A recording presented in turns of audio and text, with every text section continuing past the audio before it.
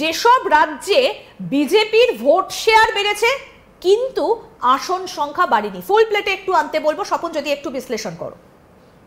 যে সমস্ত রাজ্যে বিজেপির ভোট শেয়ার বেড়েছে কিন্তু আসন সংখ্যা বাড়েনি, মানে মানুষের যে ভোটের পার্সেন্টেজ সেই পার্সেন্টেজ বৃদ্ধি পেয়েছে কিন্তু আসন কিন্তু সেভাবে বাড়েনি। তার মধ্যে আপনারা জানেন পশ্চিমবঙ্গে দেখিয়েই দিয়েছে, পশ্চিমবঙ্গে কিন্তু অবশ্যই ভোট পার্সেন্টেজ বেশি, কারণ আমরা যদি তুল্যমূল্য একটা বিচার করি তাহলে যেখানে তৃণমূল কংগ্রেস 43% বা 44% ভোট পেয়ে সরকার গঠন করছে, সেখানে বিজেপি কিন্তু ওই 38 থেকে 39% ভোট শেয়ারের মধ্যে রয়েছে। তার মানে একেবারে ঘাড়ে নিঃশ্বাস ফেলা, ভোট শেয়ারের নিরিখে কিন্তু ঘাড়ে নিঃশ্বাস ফেলছে।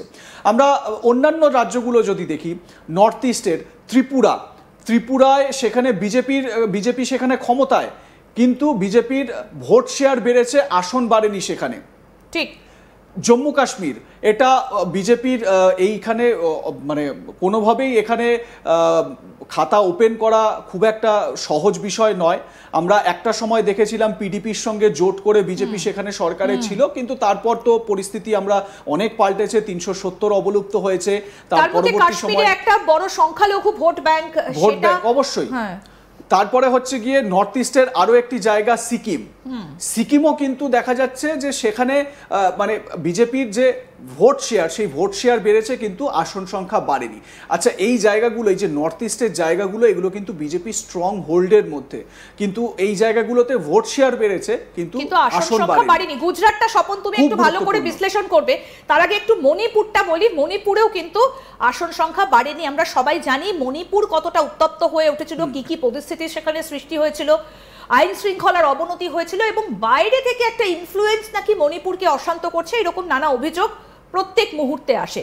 সুতরাং এখানে কিন্তু বিজেপির আসন সংখ্যা বাড়েনি। এবার গুজরাটটা যদি গুজরাটটা দেখো, গুজরাট এমন একটি কেন্দ্র যে কেন্দ্রের মানে প্রধানমন্ত্রী নরেন্দ্র মোদী, তিনি গুজরাটের ব্যক্তি, গুজরাটের মানুষ। অমিত শাহ, দোর্দণ্ড প্রতাপ আমাদের স্বরাষ্ট্রমন্ত্রী, তিনি গুজরাটের মুখ্যমন্ত্রী ছিলেন নরেন্দ্র মোদী। এই গুজরাট থেকেই কিন্তু তার উত্থান, এবং মাথায় রাখতে হবে এই গুজরাট মডেলকে দেখেই কিন্তু দেশের জনতা কোথাও না কোথাও, এই গুজরাটের উন্নয়ন মডেলকে দেখেই দেশের জনতা নরেন্দ্র মোদীকে প্রধানমন্ত্রীর আসনে বসিয়েছিলেন।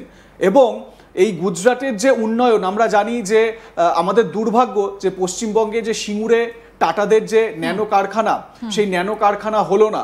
সেই ন্যানো কারখানা সাদরে গ্রহণ করলো গুজরাটের সানন্দে।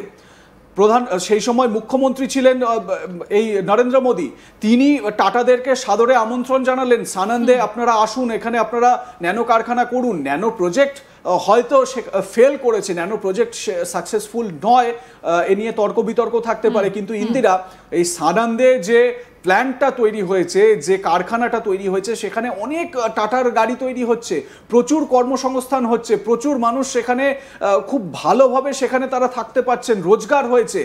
আমাদের দুর্ভাগ্য যে এটা পশ্চিমবঙ্গে হলো না। তার কারণ আপনারা জানেন, সেই সময় বিরোধী নেত্রী মমতা বন্দ্যোপাধ্যায়ের 26 দিন টানা অনশন, এবং সেই সময় তৃণমূল কংগ্রেসের যে বিরোধিতা, তারপর এই নিয়ে অনেক আলোচনা হয়েছিল। বুদ্ধদেব ভট্টাচার্য, মমতা বন্দ্যোপাধ্যায় তারা রাজভবনে একসঙ্গে মিটিং করেছিলেন। গোপালকৃষ্ণ গান্ধী সেই সময় রাজ্যপাল ছিলেন, তার নেতৃত্বে বৈঠক হয়েছিল, একটা সমাধান সূত্র বেরোনোর জায়গা তৈরি হয়েছিল, কিন্তু তারপরেও কিছু হলো না।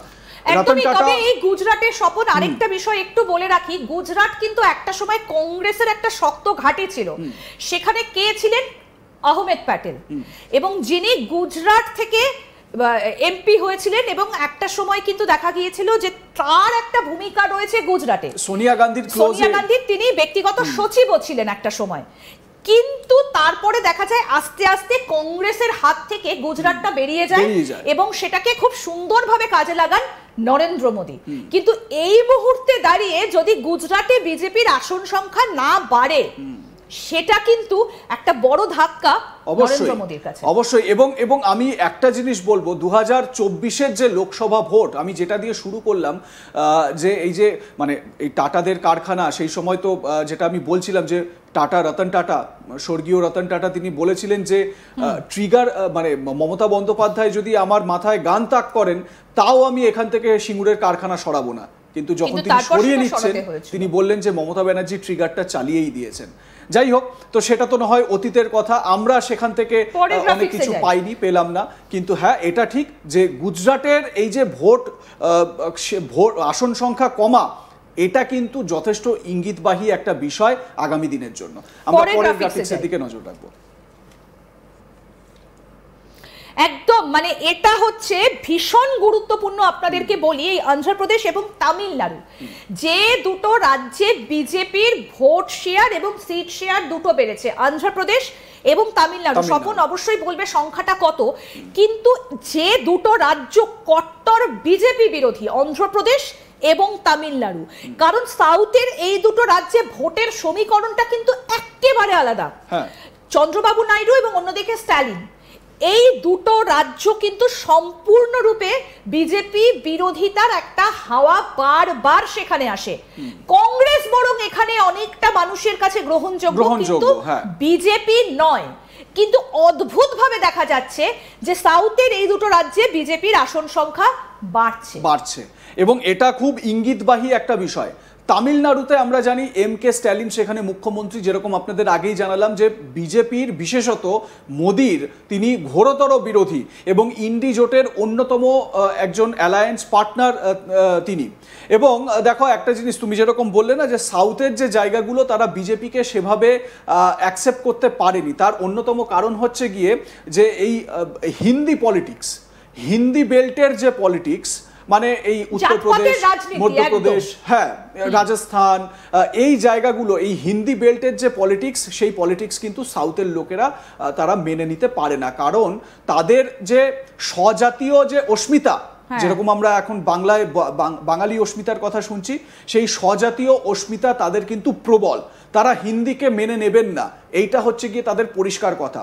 সেখানে হয় স্থানীয় ভাষায় কথা বলুন বা ইংরেজিতে কথা বলুন, হিন্দির কোনো জায়গা সেখানে নেই। এটা একটা বিষয়। কিন্তু এই রাজ্যগুলোতে বিজেপির আসন বাড়া, এটা কিন্তু খুব ইন্টারেস্টিং একটা ব্যাপার। সংখ্যাটা যদি তুমি বলো, আমরা যদি তবে একটা বিশেষ করে যদি অন্ধ্রপ্রদেশের দিকে আমরা তাকাই, অন্ধ্রপ্রদেশে যদি দেখো তাহলে অন্ধ্রপ্রদেশে টিডিপি 135টি আসন, মানে 175টার মধ্যে লোকসভা বিধানসভার মধ্যে বলছি। জনসেনা পার্টি, পবন কল্যাণ, বিখ্যাত তিনি star, South Indian superstar Pawan Kalyan, তার দল জেএসপি, তার 21টা, এবং এটা একটা রেকর্ড, মানে প্রথম রাজনৈতিক দল হিসেবে আত্মপ্রকাশ করে যে কটা আসনে, মানে 100% অ্যাকিউরেসি এই জনসেনা পার্টির, 21টা আসনে প্রতিদ্বন্দ্বিতা করে 21টাতেই জয়লাভ করেছেন তিনি।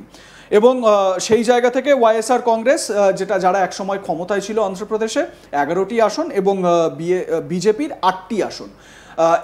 এই যে আসন বৃদ্ধি হওয়ার যে একটা সম্ভাবনার কথা আমরা দেখছি, সেটা কিন্তু খুব গুরুত্বপূর্ণ। কারণ আপনাদের মনে থাকবে যে ওড়িশার কথা, পশ্চিমবঙ্গের প্রতিবেশী রাজ্য ওড়িশা, সেই ওড়িশাতেও কিন্তু বিজেডি নবীন পট্টনায়কের নেতৃত্বে বিজেডি, তারা কিন্তু একটা সময় এই বিজেপির অ্যালায়েন্স ছিল, এনডিএর অ্যালায়েন্স ছিল, এনডিএর সঙ্গে হাত ধরে কাজ করত। কিন্তু বেশ কয়েক বছর পর, মানে সেটা 1 দশক পেরিয়ে যাওয়ার পর, তারা কিন্তু বিজেপির হাত ছাড়ে এবং তারা স্বতন্ত্রভাবে ওড়িশায় এগোয়।